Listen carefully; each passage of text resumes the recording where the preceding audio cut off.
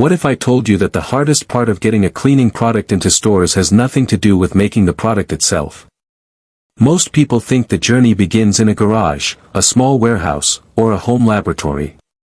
They imagine that if they can create a great cleaner, design a professional-looking bottle, and get a few happy customers, stores will eventually start calling.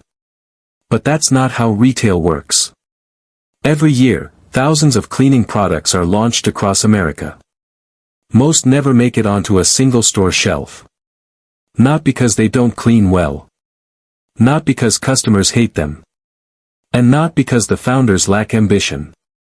They fail long before the customer ever gets a chance to see them. Today, Ethan Parker walks through major retail stores and sees his cleaning products sitting on shelves next to established national brands. His company supplies stores across multiple states, generates recurring wholesale orders, and continues expanding its retail footprint year after year. To most people, that looks like the finish line. A successful product. A growing brand. A founder who figured out how to break into retail. But what most shoppers never see is everything that happened before that moment. The paperwork. The compliance requirements. The insurance policies. The legal standards. The countless obstacles that exist between having a product and having a product that stores are actually willing to carry. When Ethan first started, he believed the product was the business. If the cleaner worked better, smelled better, and delivered better results than competitors, success would naturally follow. It seemed logical. Build a better product and stores would want it. Then he started talking to retailers. And almost immediately, he discovered something surprising. Buyers weren't asking about his cleaning formula first. They weren't asking about customer reviews. They weren't even asking about sales. They were asking questions he wasn't prepared to answer. Questions that had nothing to do with cleaning performance. Questions that could instantly determine whether his product had any chance of entering retail at all. And that realization changed everything. Because before a store agrees to place your product on a shelf, there's a hidden system almost nobody talks about. A system that decides who gets in and who gets rejected before the first purchase order is ever written. The first retailer Ethan approached seemed interested. The buyer liked the packaging. The bottle looked professional. The product samples performed well. For a moment, it felt like everything was finally coming together. Then the conversation shifted. The buyer asked a simple question. Do you have your documentation package ready? Ethan paused. He was not even sure what that meant. Like many first-time product founders, he assumed building the product was the hard part. But he quickly learned that retail buyers live in a completely different world. Their job is not to discover exciting products. Their job is to reduce risk. Every product that enters a store creates responsibility. If something is labeled incorrectly, if ingredients are not documented properly, or if a customer files a complaint, the retailer can become part of the problem. That means buyers are trained to look for reasons to say no before they look for reasons to say yes. As Ethan continued meeting with distributors and store buyers, he noticed a pattern. The products that got rejected were often not the worst products. In some cases, they were actually excellent. The difference was that successful brands showed up prepared. They understood that retail is built on trust, and trust starts with compliance. One distributor explained it perfectly. Imagine two cleaning products sitting side by side. Both clean equally well. Both have attractive packaging. Both sell at similar prices. But one company has complete documentation, verified labeling, product insurance, and manufacturing records. The other company only has a great product. Which one do you think the retailer chooses? The answer was obvious. Ethan realized he had been focusing on the visible side of the business while ignoring the invisible side. Customers see the bottle. Retailers see the paperwork behind the bottle. That distinction changed the way he approached growth. Instead of chasing more sales conversations, he began building the foundation buyers expected to see. And the deeper he went, the more surprising the requirements became.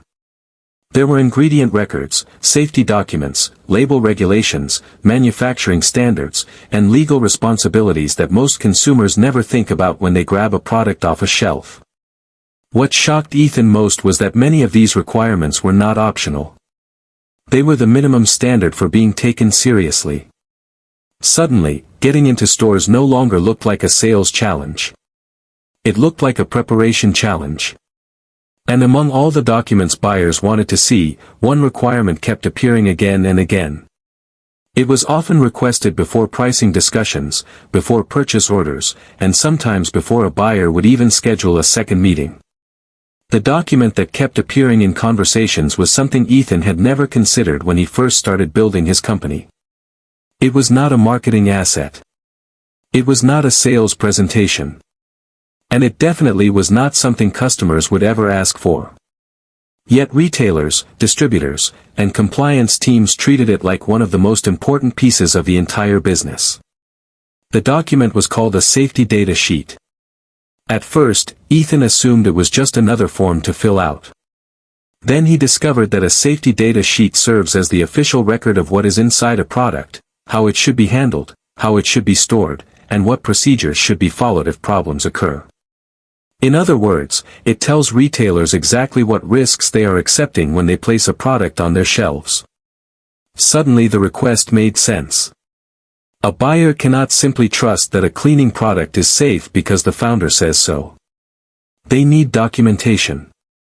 They need evidence. They need records that can be reviewed by legal teams, risk management departments, and operations managers. And the safety data sheet was only the beginning. Ethan soon learned that every claim printed on a bottle mattered. If a label says it removes grease, there should be support for that claim. If it says it disinfects, additional requirements may apply. If ingredients are listed incorrectly or required information is missing, the entire product can become a liability in the eyes of a retailer. This was a completely different game than direct-to-consumer sales. When selling online, many small brands focus almost entirely on marketing. Retail operates differently. Documentation becomes part of the product itself. Ethan spent months organizing ingredient records, reviewing label requirements, and making sure every piece of information matched across packaging, product specifications, and supporting documents. It was not exciting work. There were no viral social media posts. No big launch events. No dramatic sales spikes. But each completed document removed another obstacle between his company and retail distribution. What surprised him most was how quickly conversations changed once the paperwork was in order. Buyers became more responsive. Meetings moved forward faster. Questions became more serious. For the first time, Ethan felt like retailers were evaluating his business as a legitimate brand rather than a hopeful startup. But even after building the documentation package buyers wanted to see, another challenge kept appearing. In some cases, retailers would review everything, approve the paperwork, and then ask a single question that could stop the entire process. They wanted proof that if something ever went wrong, the retailer would not be left carrying the financial risk alone. The next lesson Ethan learned had nothing to do with product performance, packaging, or documentation. In fact, by this point he had already invested months building the compliance foundation buyers expected. His labels were organized. His records were complete. His documentation package looked professional. Yet retailers continued asking for one more thing before moving forward. They wanted proof of insurance. At first, Ethan did not fully understand why this requirement carried so much weight. After all, he had spent countless hours making sure his product met standards and was manufactured responsibly. Why was insurance suddenly becoming one of the most important topics in every conversation? Then a distributor explained it from the retailer's perspective. Large retailers manage thousands of products across hundreds or even thousands of locations.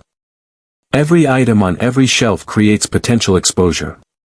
If a customer files a complaint, if there is a labeling issue, or if a problem emerges somewhere in the supply chain, the retailer wants to know that financial responsibility does not automatically fall back on them. That is where product liability insurance enters the picture.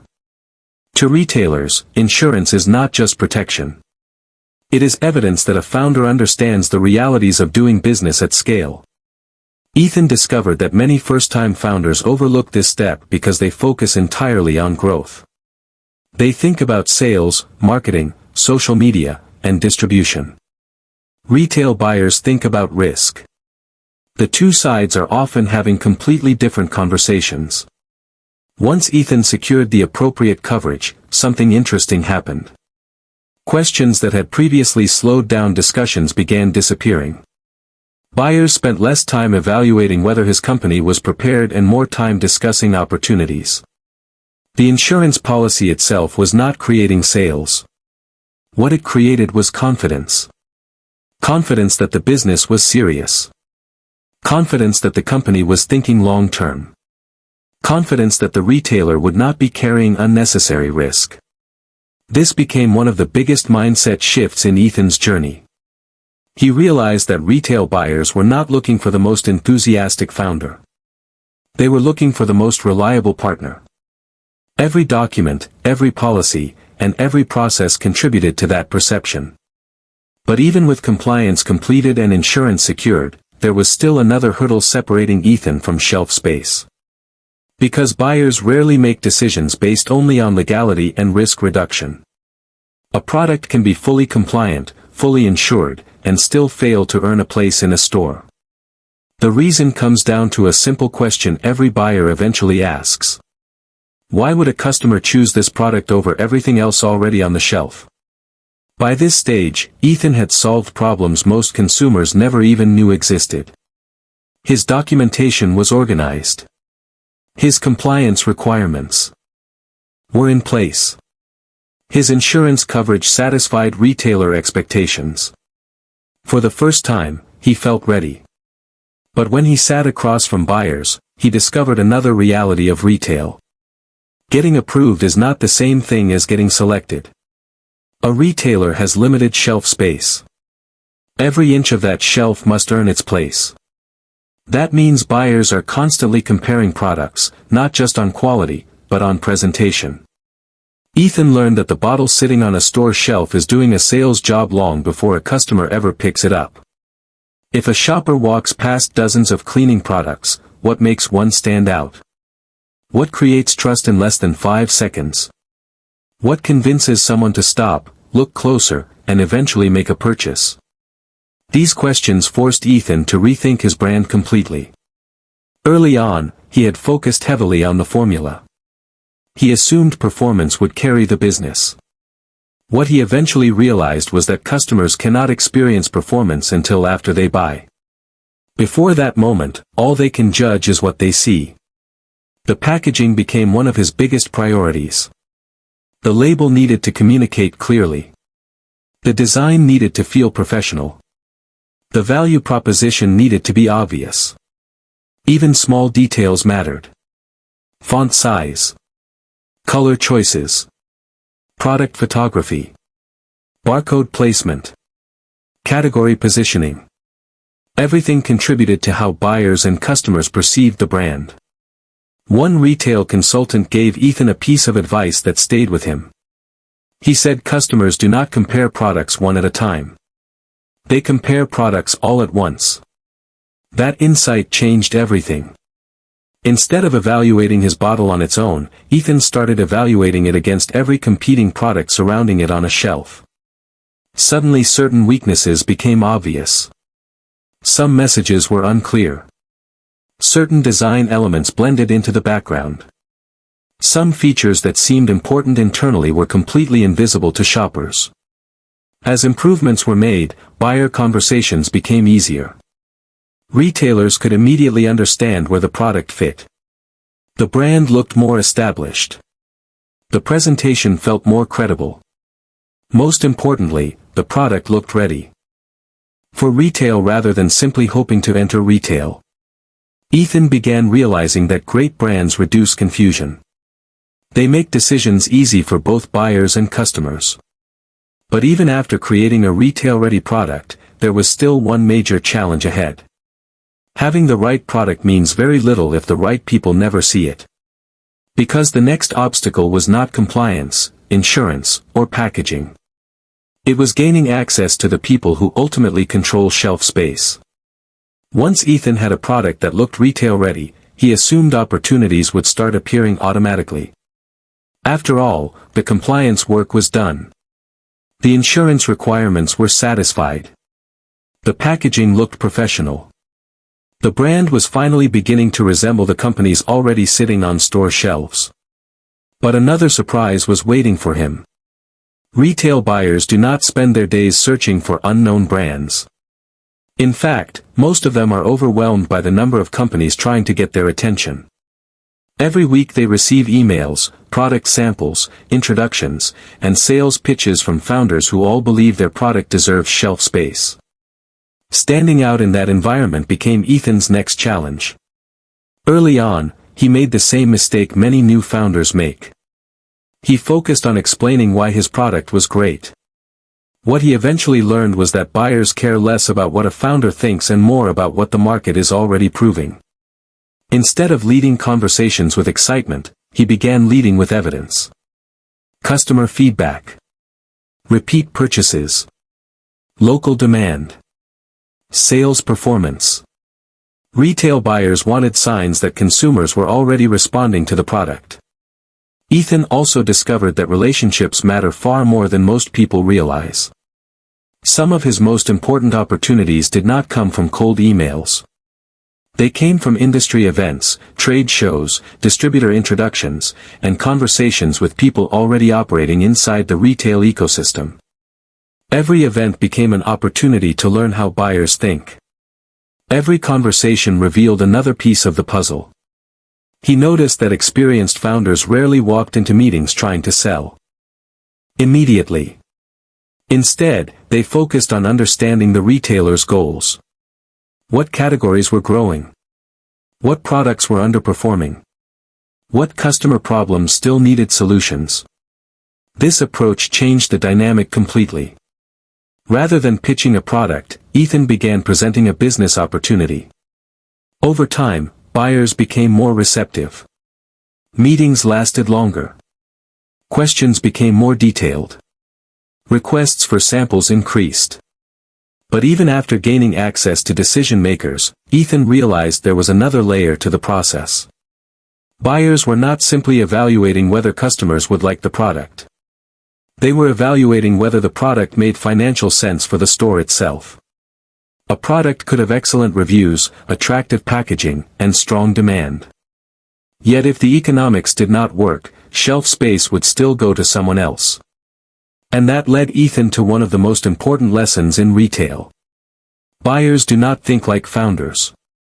They think like investors managing thousands of tiny business decisions every single day. One of the biggest misconceptions Ethan had about retail was believing that buyers primarily cared about products. The reality was far more practical. Buyers cared about numbers.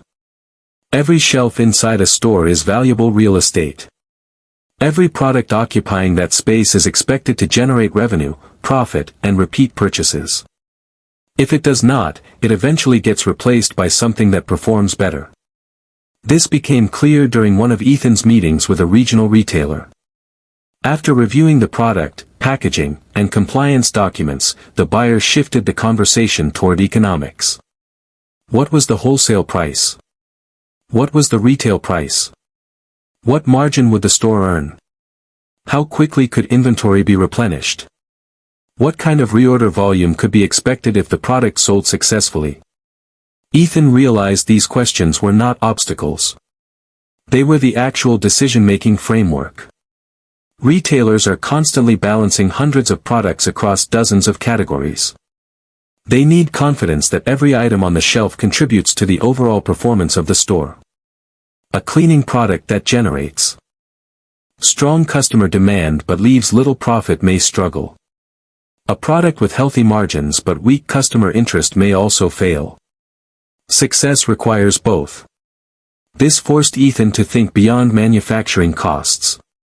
He began analyzing the entire retail equation. If a bottle sold for a certain amount at retail, what wholesale price allowed the retailer to earn an attractive margin while still leaving enough room for the company to grow sustainably? How could pricing remain competitive while supporting future expansion? These conversations also introduced another concept that many new founders overlook: velocity. Buyers wanted to know how quickly products would move once they reached the shelf. A product that sells consistently often becomes more valuable than one that creates occasional spikes of interest. Consistency creates predictable revenue, and predictable revenue creates confidence. Ethan started gathering more data from local stores and early retail partners. He tracked repeat purchases, customer feedback, reorder patterns, and sales trends. The more information he collected, the stronger his conversations became. Instead of making promises, he could present evidence. Instead of asking buyers to take a chance, he could demonstrate results. Gradually, the discussions began shifting from whether the product belonged in stores to how many locations could realistically support it. For the first time, expansion felt achievable. But another challenge was approaching quickly. Because getting approved and generating initial sales were only part of the journey. The real test would begin once purchase orders started arriving and the business had to deliver at a level retailers expected. The first purchase order felt like a breakthrough. After months of preparation, retailer conversations, documentation reviews, insurance requirements, and pricing discussions, Ethan finally had what every product founder dreams about. Stores were ready to place orders. But almost immediately, he discovered that winning shelf space and keeping shelf space were two completely different challenges. Until that point, most of his focus had been on getting attention. Now the focus shifted to execution. Retailers expected products to arrive on time, in the correct quantities, with accurate labeling, proper packaging, and reliable inventory levels. A single missed shipment could create empty shelf space. A delayed reorder could interrupt sales momentum. An inconsistency could damage trust that took months to build. Ethan quickly realized that retail rewards reliability. The companies that survive are often not the ones with the most exciting products. They are the ones that consistently deliver. As orders increased, new operational challenges appeared. Manufacturing schedules became more important. Inventory forecasting became critical. Supply chain planning could no longer be treated as an afterthought. Every new store created additional demand, and every additional location increased the complexity of keeping products available. One lesson stood out above all others. Growth creates pressure. A small business can often solve problems manually. A growing retail brand cannot. Systems become essential. Ethan began building processes for inventory management, reorder planning, production scheduling, and retailer communication. These systems helped transform the company from a product business into an operational business. He also learned the importance of starting small and scaling carefully. Many founders dream about landing hundreds of stores immediately. Ethan discovered that a handful of successful locations often creates a stronger foundation than rapid expansion. When products perform well, retailers notice. When shelves stay stocked, buyers notice. When reorders happen consistently, opportunities expand naturally. Over time, one store became several. Several became dozens. And every successful launch created more credibility for future conversations. The momentum was no longer coming from promises. It was coming from performance. Looking back, Ethan realized that every stage of the process had been preparing him for this moment. Compliance built trust. Insurance reduced risk. Branding attracted attention. Economics created opportunity. Operations sustained growth. Together, they formed a system that retailers could depend on. And after years of learning what actually matters inside retail, Ethan finally reached a conclusion that completely changed how he viewed the business. Looking back after several years of building his cleaning product brand into multiple retail channels, Ethan finally understood what separated products that survived from products that disappeared. It was not the formula. It was not even the branding. It was not the packaging, the insurance, or the compliance documents alone. It was the system behind all of it working together without failure. Retail success, he realized, is not a single moment of approval.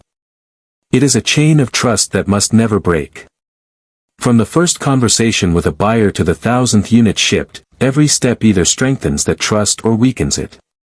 Ethan saw that the founders who struggled in retail were often focused on winning the next deal. The founders who succeeded were focused on building a business that could withstand pressure at scale. That meant thinking beyond launch and thinking in terms of repetition. Could the product be manufactured consistently every month without quality changes? Could inventory be maintained across multiple locations without shortages?